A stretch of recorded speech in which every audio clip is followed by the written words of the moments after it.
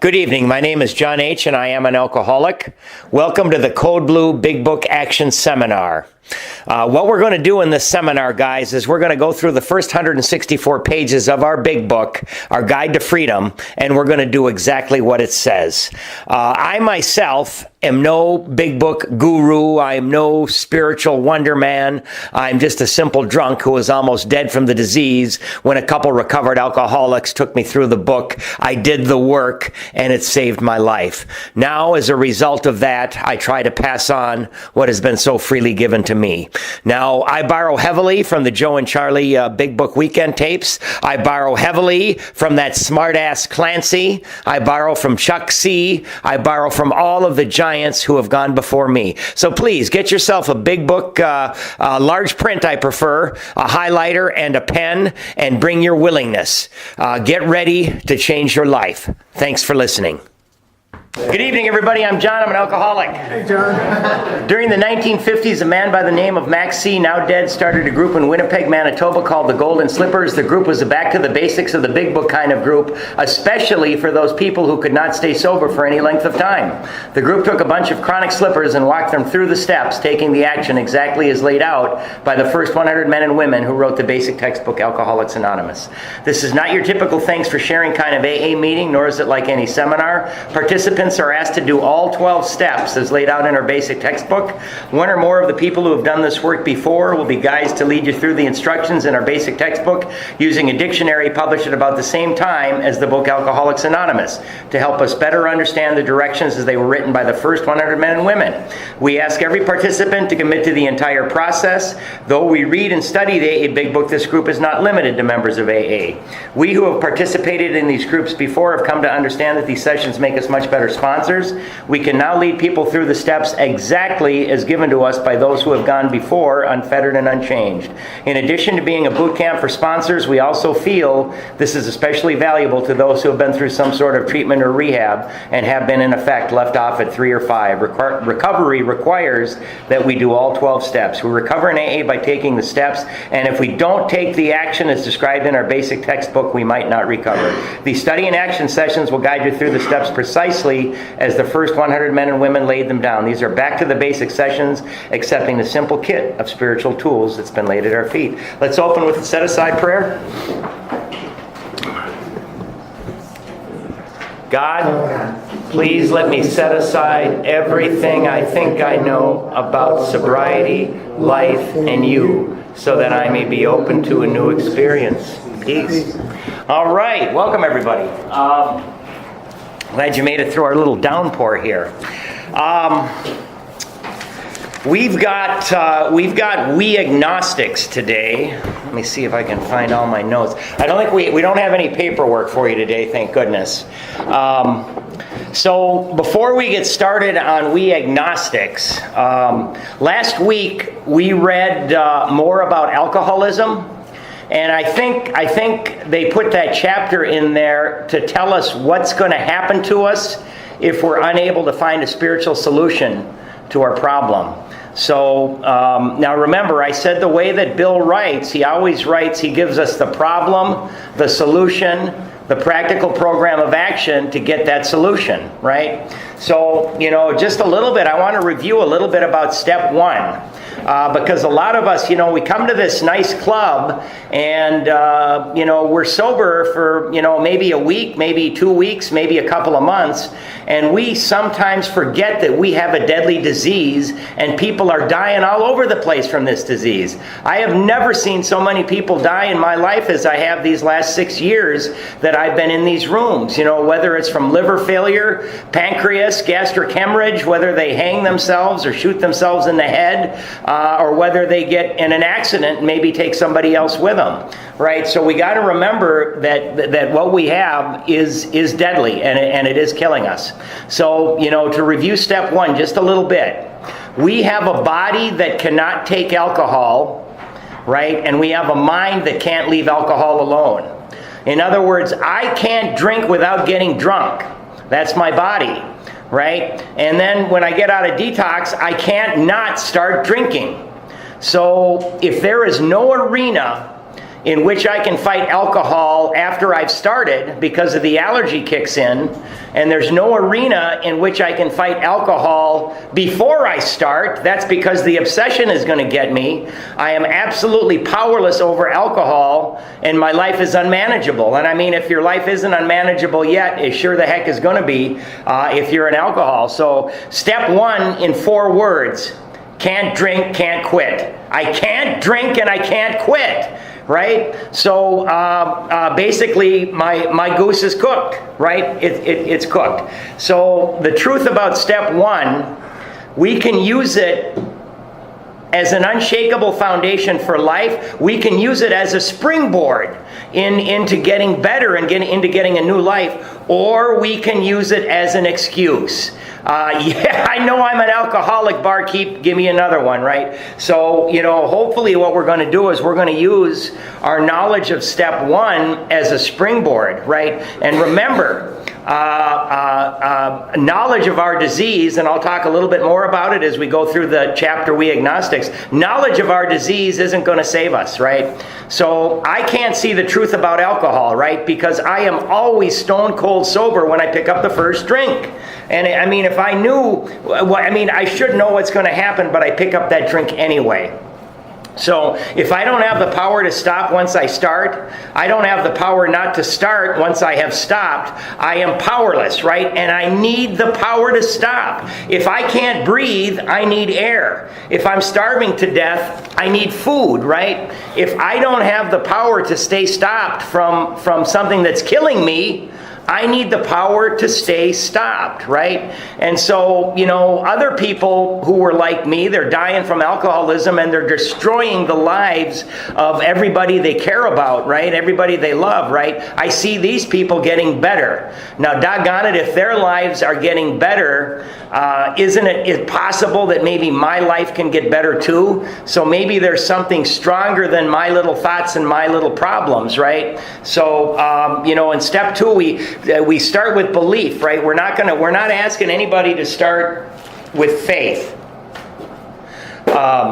So at the end of chapter 3, right, when we look at those 4 examples, I'm convinced that left to my own devices, I cannot overcome drinking.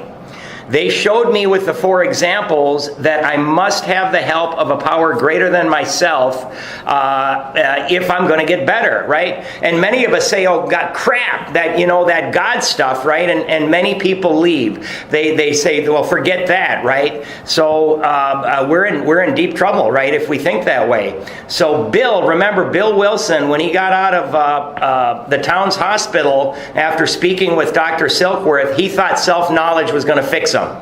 Roland Hazard, he's the guy who Dr. Jung tried to help. Roland Hazard got done with a year of treatment and he said, now that I know what's wrong with me, there's no way that I'll get drunk. He got drunk on the way to the ship to go back to the U.S.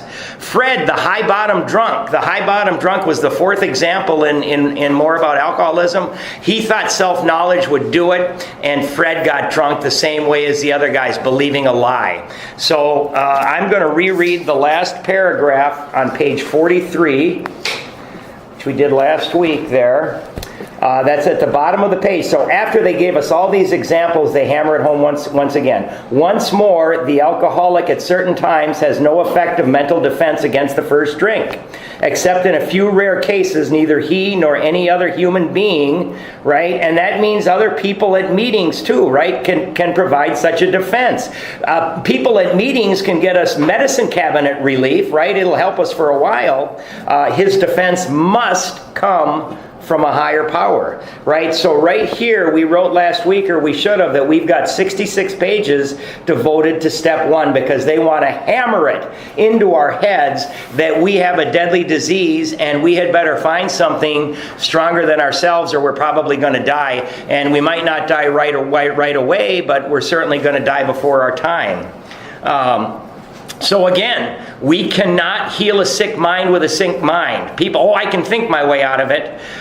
Self-knowledge, we saw, is not going to do the job, right? The more we try to think our way out of this, the deeper we get into it. It's telling us our defense against the first drink must come from a higher power. It's got to come from a higher power. So this is one hell of a dilemma, because if I'm convinced after chapter 3 that I got to have the help of a higher power, and without that help I'm going to go back to drinking, I go back to drinking, I'm gonna die.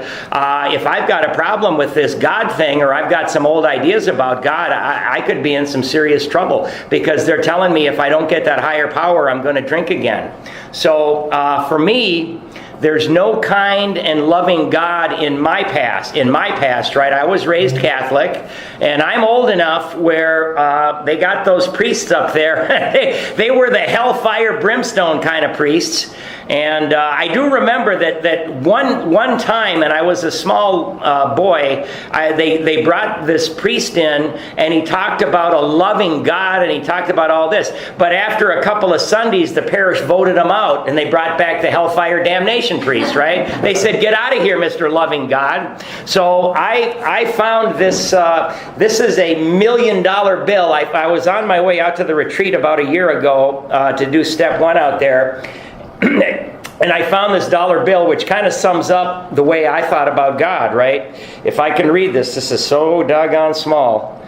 The $1 million question. Will you go to heaven when you die? Now, you know what, man? I'm going to get my light on so I can see this. I knew this was going to come in handy. Okay, there we go. Will you go to heaven when you die? Here's a quick test. Have you ever told a lie, stolen anything, or used God's name in vain? Jesus said, whoever looks at a woman to lust for her has already committed adultery with her in his heart. Have you looked with lust? Boy, this is small. If you have done those things, God sees you as a lying, thieving, blasphemous adulterer at heart.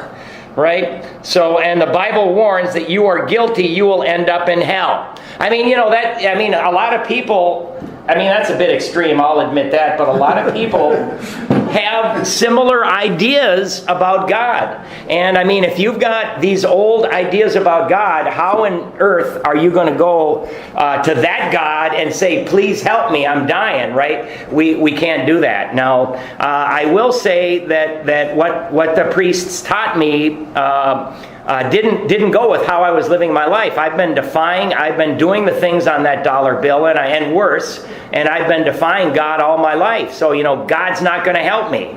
So Bill is thinking sooner or later I'm going to have to ask people who get this book to make a decision about God, right? And many people are not going to be able to do that based upon their old ideas. So he's thinking to himself, I need to give them new information about God, and hopefully they can disregard some of the old ideas and pick up some new ideas about God. And me, myself, I've always believed in some sort of God, but certainly I've never believed in a God who could affect my life. No way. At least not positively, right? So even if I believed in some sort of God, I lived my life and acted as if God didn't exist and I'm running the show myself. And that's simply the way that I've led my life, and I think a lot of alcoholics have too. So as I read We Agnostics, I discovered that my old ideas, my old prejudices about God were possibly wrong. As a matter of fact, they're all screwed up, right? So if I can discard some of those ideas about God and pick up some new ideas about God, then I can maybe make a decision about God, because again, it's telling me if I need some sort of higher power to overcome my alcoholism. Dr. Jung told Roland Hazard that ideas, attitudes, and emotions, which were the guiding forces in the lives of these people, were suddenly cast aside. And new ideas, attitudes, and emotions took their place. Right? But he said that happens before this book was written. That happens here and there, now and then, once in a great while, right? You got a better chance of being hit by lightning than having that happen before this book came out. So this chapter does not tell me how to believe in God. it shows me that I should keep an open mind and stop being so contemptuous about everything I hear in these rooms. So agnostic, Gnostic means knowledge, ag means without, right? Remember, in Bill's story, he said, when they talked of a God personal to me, my mind snapped shut. And I see so many people in these rooms, when we mention the word God, they freak out, right? And it's like, well, that's enough. I've heard enough. I'm leaving, right?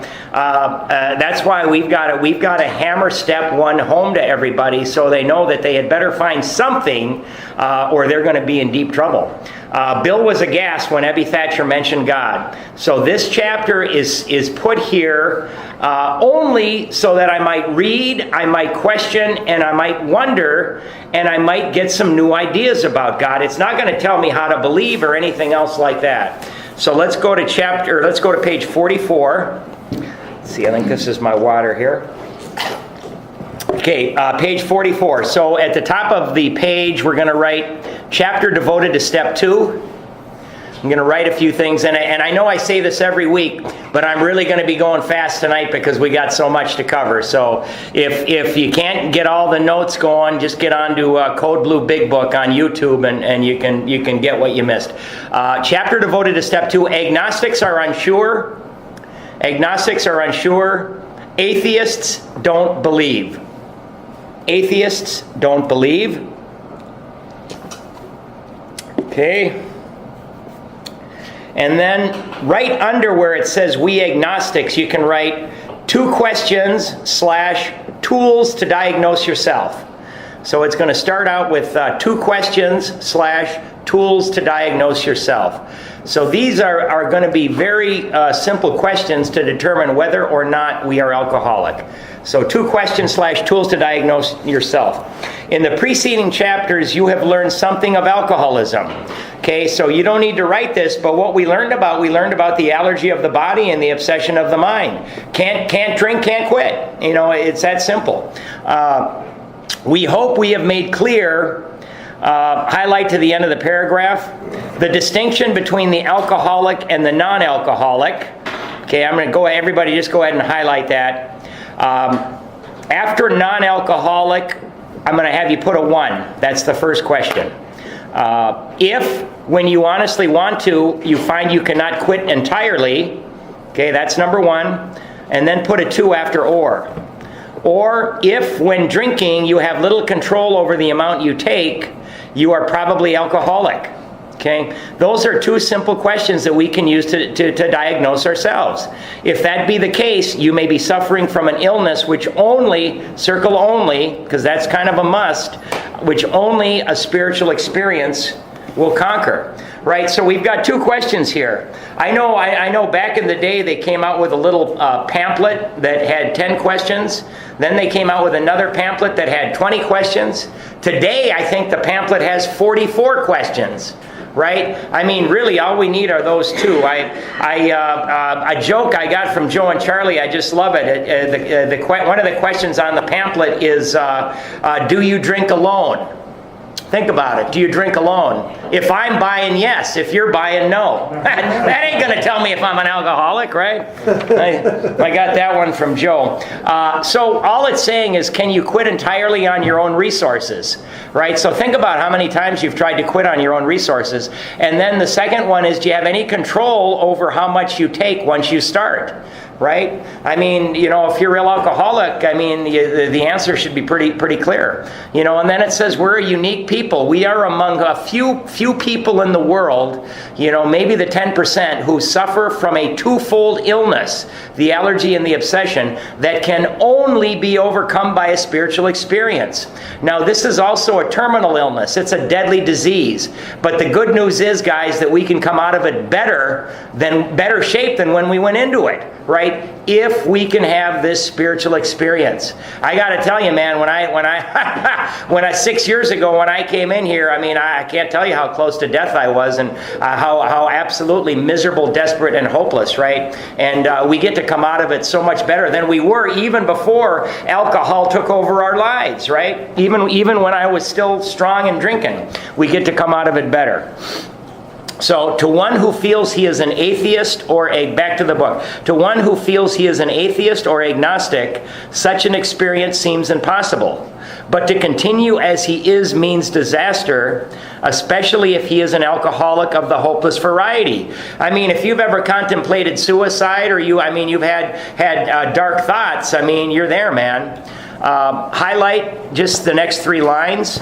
To be doomed to an alcoholic death or to live on a spiritual basis are not always easy alternatives to face.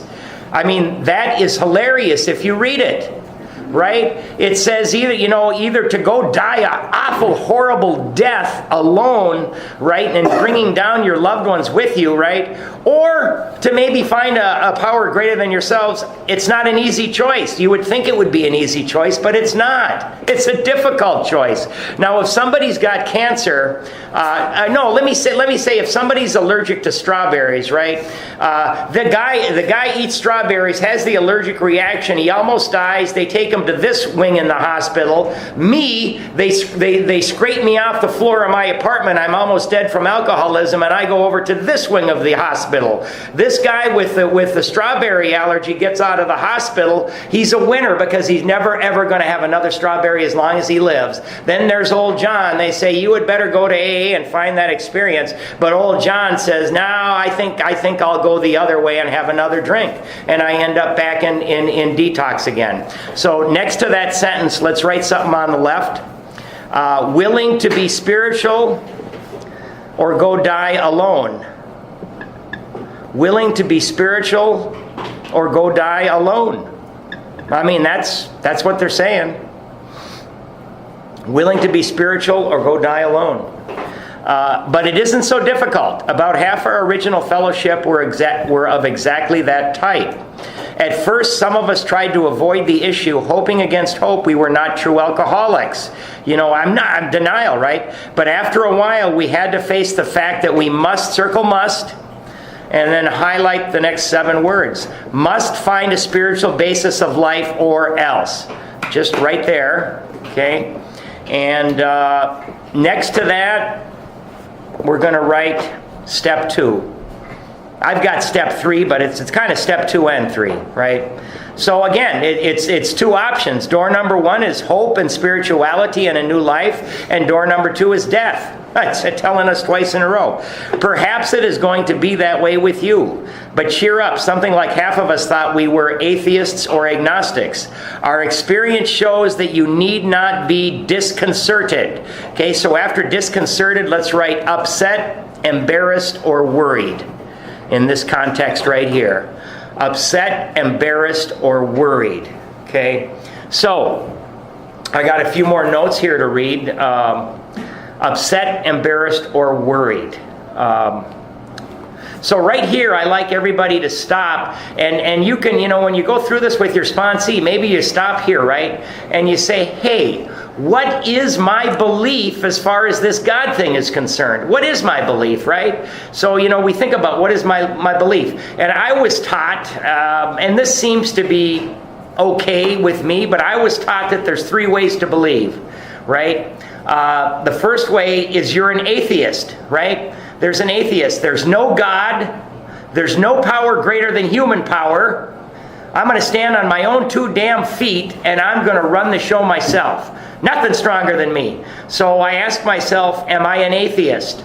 And I say, you know what? I'm not an atheist, right? At least for me, I can say that. So the second way to believe is agnostic, right? Without knowledge. So an agnostic, always believed in some kind of a higher power, but never in a higher power that would be available in our own life, right? So they have no knowledge of this higher power, maybe just some belief. They've never tried to ask God for help in their life. So they've got no knowledge of it. They've got only belief. Now, the third way that I was taught is you can be a true believer. Right? A true believer knows that God exists, has experienced God's power in their life, and I think none of us come to AA as a true believer, right? So the question is, how can we become somebody who believes that there's something stronger than us And how can we tap into this power in our lives to help us stay sober? And not only help us stay sober, but help us to have a life that we actually enjoy much more than our drinking life, even when our drinking was fun. So, one thing, and again, remember the God is and the God isn't, but you can also write down some things that you would like God to be. And you can start with that, right? I'd like God to be available to me. I'd like God to be my friend. I'd like God to be loving towards me and my friends and family. I would like God to strength. Just some things. You can write out a few things, and you can start with that, right? In church, I remember, as soon as I became big enough, I didn't go to church, but I remember when I did go to those Catholic services, I had to believe what they believed, or they told me I was going to go to hell, right? So, all right. Let's highlight the next 3 lines. If a mere code of morals or a better philosophy of life were sufficient to overcome alcoholism, many of us would have recovered long ago, right? So, why do, people that I'll use Catholicism because, I was born into it. Hey, I go to confession, once a month and I do this. Why haven't these people recovered long ago, right? But we found that such codes and philosophies did not save us no matter how much we tried. We could wish to be moral. We could wish to be philosophically comforted. In fact, we could will these things with all our might. But the needed power, circle power, wasn't there. Okay, and then just highlight to the end of the paragraph there. Our human resources, as marshaled by the will, were not sufficient. They failed utterly. So again, they're saying what we got inside of what we got isn't working. 2, 4, 6. We're going to highlight the next 7 lines. Lack of power, that was our dilemma. We had, circle had, because that's a must. We had to find a power by which we could live, and it had, circle had, to be a power greater than ourselves. Obviously, but where and how were we to find this power? So where are we going to get the power to stay sober? Well, that's exactly what this book is about. Its main object is to enable you, that's you guys right now, to find a power greater than yourself which will solve your problem. So it doesn't say a power greater than yourself which will enable you to solve your problem. It says we're going to find a power greater than yourself which will solve your problem, right? So next to those last 3 lines we highlighted, let's just write must seek higher power. Must seek higher power. And a lot of people have told me they believe, that, hey, they say, John, this book is about finding a higher power, right? But we got to seek it.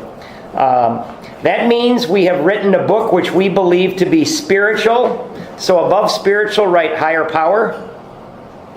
As well as moral. Above moral, write helping people. Helping people. And then highlight the next little sentence. And it means, of course, that we are going to talk about God.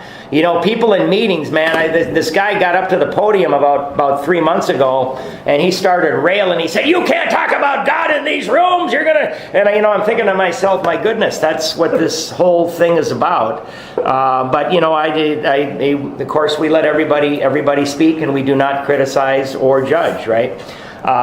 Here, difficult arises with agnostics.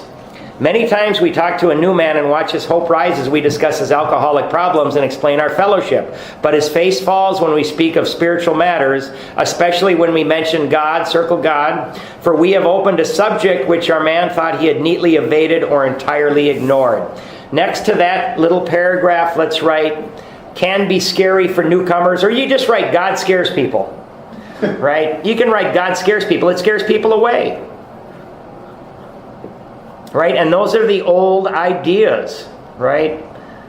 So God scares people away. We know how he feels. We have shared his honest doubt and prejudice. Some of us have been violently anti-religious. To others, the word God, circle God, brought up a particular idea of him, circle him, with which someone had tried to impress them during childhood, right? That's where we get these doggone ideas, is usually when we're kids. Perhaps we rejected this particular conception because it seemed inadequate. With that rejection, we imagined we had abandoned the God idea entirely. We were bothered with the thought that, highlight to cowardly, faith and dependence upon a power beyond ourselves was somewhat weak, even cowardly. Right? And I used to think that too. Oh man, look at those guys depending upon God for help. They must be weak people. Right? So at the top of the page we're going to write, lay aside prejudice. Put a little one. We got to do two things. One is lay aside prejudice, and two is seek. So all they're saying is just, hey man, set some of your old ideas aside for a little bit and seek. So lay aside prejudice, one, and two is seek. We looked upon this world of warring individuals, warring theological systems, and inexplicable calamity with deep skepticism. We looked askance, that's with disapproval, at many individuals who claim to be godly. How could a supreme being, circle supreme being, have anything to do with it all? And who could comprehend a supreme being, circle it again, anyhow? Yet, in other moments, we found ourselves thinking, when enchanted by a starlit night, who then made all this? There was a feeling of awe and wonder, but it was fleeting and soon lost. Yes, we of agnostic temperament have had these thoughts and experiences. Let us make haste to reassure you. We have found that as soon as we were able to lay aside, highlight to the bottom of the paragraph, or to the end of the paragraph, as soon as we were able to lay aside prejudice and express even a willingness to believe in a power greater than ourselves, we commenced to get results, even though it was impossible for any of us to fully define or comprehend that power, which is God. I mean, I had no idea coming in here what any of this was about, but I was willing to believe that there had to be something stronger than me, because there absolutely had to be something stronger than me. So prejudice, right where we started highlighting, right next to prejudice, write old ideas. Old ideas. And then on the other side of that line is willingness, just write open mind. That's all they're saying, is just have an open mind. Much to our relief, we're going to highlight the next 4 lines. Much to our relief, we discovered we did not need to consider another's conception of God. Our own conception, however inadequate, was sufficient to make the approach and to effect a contact with Him. So, remember, when Ebby Thatcher was talking to Bill in Bill's kitchen, and Ebby was 2 months sober and Bill was 2/3 drunk, and Ebby was using highly religious terms, and Bill was arguing, "Don't give me that God crap," and Ebby was talking about God and higher power and faith, and I think that Ebby finally got tired of it, and he said, "Choose your own conception of God," and that's kind of what started this whole thing, right? So next to that, you can write page 12, right? So when you're going through this with your sponsee, right here, you're going to take them back to page 12, and you're going to look at where Ebby was talking to Bill in the kitchen. We don't have time to do that today. As soon as we admitted the possible existence of we're going to circle the terms for deity, a creative intelligence, circle that, a spirit of the universe, circle that, underlying the totality of things, we began to be possessed of a new sense of power and direction, provided we took other simple steps. Circle simple steps, draw an arrow out to the left and write 3 through 11. So we've got to take some other. So hey, maybe there is something stronger than me. We're going to get a new sense of power and direction to overcome our alcoholism, but we've got to take some simple steps. And then we're gonna highlight to the end of the page. We found that God does not make too hard terms with those who seek Him. To us, the realm of the Spirit, there's another word for God, is broad, roomy, all-inclusive, never exclusive or forbidding. To those who earnestly seek, under seek, write action. It is open, we believe, to all men. Okay, so now we're going to write 2 things at the bottom of the page. We're going to write what God is, right? And then we're also going to write this is a promise, and just put a little arrow up to that. There are promises scattered all through this book, not only the 9-step promises, right? So they're saying that God's going to be okay if we just ask Him for help. He's okay. All we got to do is ask. And no matter what you've done, or how shameful you think you are, right? When you have guilt, it's because you've done something you think is wrong. When you have shame, it's because you think you're wrong, right? That there's something wrong with you. So no matter what you think, if you ask God for help, He's going to answer, right? And that's a promise they're telling us right here. Top of page 47, we're going to write belief plus experience equals faith. I'm going to give you two definitions of faith. Now remember, we just got to have a little belief here because we see it working with other people. But write belief plus experience equals faith. And then another definition is faith equals hope with a track record. Two definitions of faith for you.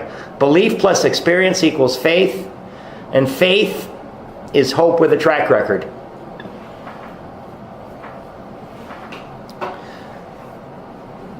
When therefore we speak to you of God, we mean, highlight the 5 words, your own conception of God. They're telling us over and over again that nobody has to define this for you, right? I mean, we're not going to let anybody tell us, how we should believe or what we should believe in, right? We're gonna have a simple little idea that we come up with ourselves. This applies too to other spiritual expressions which you find in this book.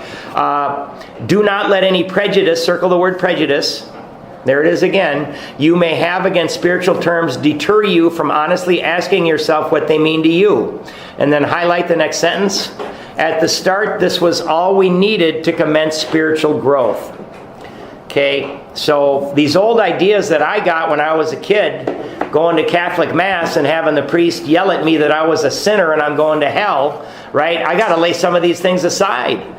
And I got to seek, and maybe I'm going to ask my sponsor, hey sponsor, how did you get your idea of this higher power, and what are a few words that you might use to describe your higher power, Mr. Sponsor, right?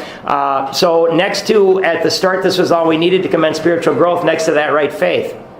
Faith. To effect our first conscious relation with God as we understood Him. Circle Him. Afterward, we found ourselves accepting many things which then seemed entirely out of reach.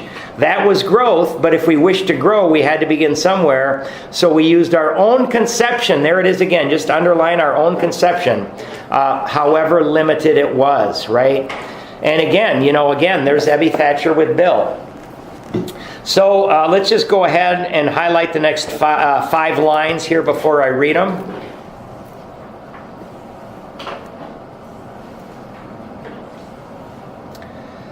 We needed to ask ourselves but one short question. Do I now believe, the agnostic, or am I even willing to believe, the atheist, that there is a power greater than myself? As soon as a man can say that he does believe, the agnostic, or is willing to believe, the atheist, we emphatically assure him he is on his way. And that's where you wanted to stop highlighting. So we're going to, off to the right, let's write, stop here and ask sponsee. Right? And of course, whenever I say that, you guys ask yourself too. Stop here and ask sponsee, do you believe or are you even willing, ... Stop here and ask sponsee, do you believe or are you even willing, ... So when we're going through this book with the sponsee, we're going to stop and we're going to talk about these things, right? We're not going to have an hour and a half time limit to try to get through these darn things. It has been repeatedly proven among us that upon this simple cornerstone, a wonderfully effective spiritual structure can be built. Okay, there's that asterisk, and this is the 3rd time it's telling us. It says, please be sure to read Appendix 2 on spiritual experience. So after a circle spiritual structure, and then after can be built, just write page 567, because there it is again. Just a few more notes here. So spiritual structure, the awakening, the spiritual awakening or the spiritual experience, right? Bill is drawing a picture in our mind of a big arch made out of stone, right? Made out of the big old mason stones. The foundation is step 1. That's willingness. Okay, willingness to, hey man, I'm going to try something different here, right? And the cornerstone of that arch is belief, right? That's step 2. So if we're willing, if we've got a little bit of willingness and we've got a little bit of belief that maybe there's something stronger than my little ideas, my little thoughts, my little problems, we now have 2 stones in place of this arch through which we are going to walk to freedom, right? So if we're willing to change, yes, and if we're willing to believe, right? So I'm going to give you a quick little story here. Let's say that you move into Minnetonka here, and your car breaks down. And you doggone it, right? Your car breaks down, but you go across to your neighbor and you say, hey, do you know a mechanic? My car broke down. And your neighbor said, yes. Go to Jimmy's Auto Service. Jimmy's going to treat you right. He's going to do a good job, and he's going to give you a fair price. So I go to Jimmy on belief because my neighbor told me that. I go there on belief. You know what, though? Jimmy does a good job. He treats me right. He charges me a fair price.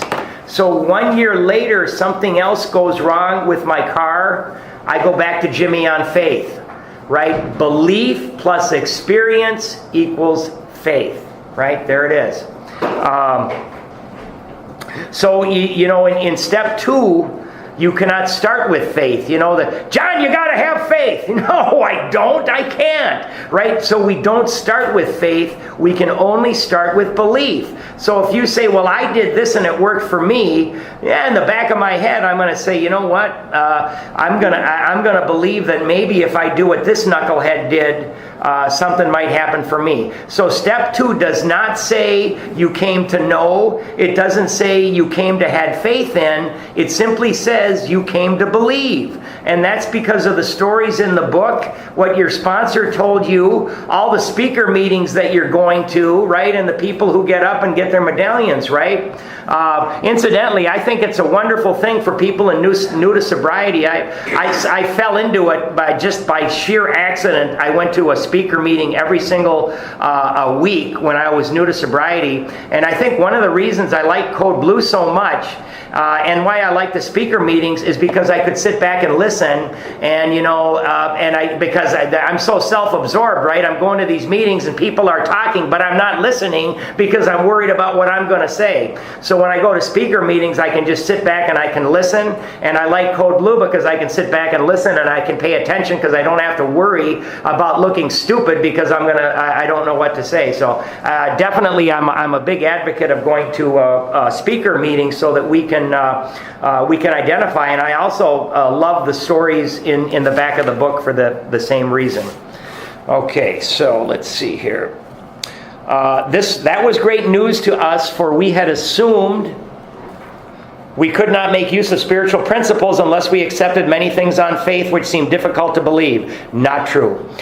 When people presented us with spiritual approaches, how frequently did we all say, I wish I had what that man has. I'm sure it would work if I could only believe as he believes, but I cannot accept as surely true the many articles of faith which are so plain to him. So it was comforting to learn that we could commence at a much simpler level. I mean, my sakes, my sponsor, all he said is, John, you wrote that God is and that God isn't. Take some of those God is things and set that page in front of you in the morning. Get on your knees and just ask that little list that you got to help you stay sober that day. Quite a simple level for me. And he said, when you make it, you get on your knees and you thank that little list that you've made, that you made it, right? So that's our beginning.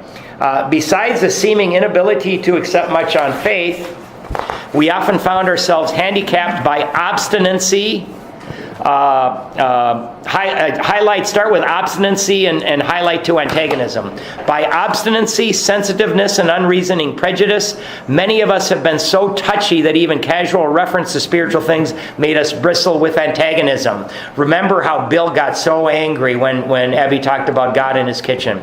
So at the top of the page, we're going to give a little definition of what we just highlighted. Adhering to an opinion despite evidence, adhering to an opinion despite evidence, or in spite of reason. Right? There's that thing we read at the end of the spiritual appendix. Adhering to an opinion despite evidence or in spite of reason. In other words, my God, I used to drink with that guy. He was a worse alcoholic than me. I said that if I ever got as bad as him, that I quit drinking. This guy was worse. But look at him now. He's not drinking anymore. His life is better. He's back with his wife. He just got promoted at his. And I still say, well, it still isn't going to work for me, right? I don't believe it. So we got to believe it. This sort of thinking had to be abandoned. Though some of us resisted, we found no great difficulty in casting aside such feelings. Faced with alcoholic destruction, right? Man, I mean, we're dying, or at the very least, we're miserable and desperate and hopeless, right? Many of us think about suicide, Faced with alcoholic destruction, we soon became as open-minded on spiritual matters as we had tried to be on other questions, right? My sponsor said, John, you had better start accepting something or you're going to die. Let's highlight the next two little sentences. In this respect, alcohol was a great persuader. It finally beat us into a state of reasonableness. So off to the left, let's write, hitting bottom to get to willingness. Hitting bottom to get to willingness. And you know what, man? We all have different bottoms. Some of us got to be on the street, right? Other people just have that incomprehensible demoralization when we wake up in the morning. What did I say to my loved ones again? Oh, God. So hitting bottom to get to willingness. Sometimes this was a tedious process. We hope no one else will be prejudiced for as long as some of us were. The reader may still ask why he should believe in a power greater than himself. We think there are good reasons. Let us have a look at some of them. The practical individual of today is a stickler for facts and results. Nevertheless, the 20th century readily accepts theories of all kinds, provided they are firmly grounded in fact. We have numerous theories, for example, about electricity. Everybody believes them without a murmur of doubt. Why this ready acceptance? Simply because it is impossible to explain what we see, feel, direct, and use without a reasonable assumption as a starting point, right? I don't know what's going on, but when I flick the switch, I know that the lights come on. Everybody nowadays believes in scores of assumptions for which there is good evidence, but no perfect visual proof. And does not science demonstrate that visual proof is the weakest proof? It is being constantly revealed as mankind studies the material world that outward appearances are not inward reality at all. To illustrate, the prosaic steel girder is a mass of electrons whirling around each other at incredible speed. These tiny bodies are governed by precise laws, and these laws hold true throughout the material world. Science tells us so. We have no reason to doubt it. Okay, let's highlight down to it isn't so. When, however, the perfectly logical assumption is suggested that underneath the material world and life as we see it, there is an all-powerful guiding creative intelligence, right there our perverse streak comes to the surface, and we laboriously set out to convince ourselves it isn't so. So next to what we just highlighted, right, I won't believe. I won't believe.